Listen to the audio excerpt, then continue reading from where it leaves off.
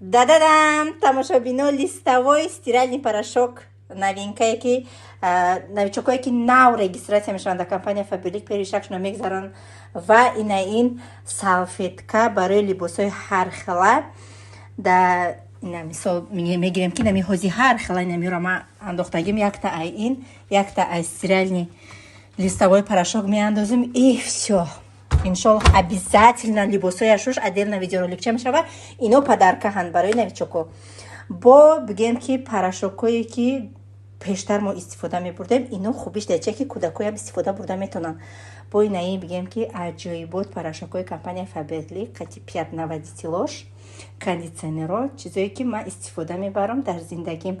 Пеш аз компания Faberlic возможности надоштум ман ин қадар порошок гирифтанда, лекин раҳмат ба компания Faberlic ки барои мо занҳои хонашин возможности додагия ки дар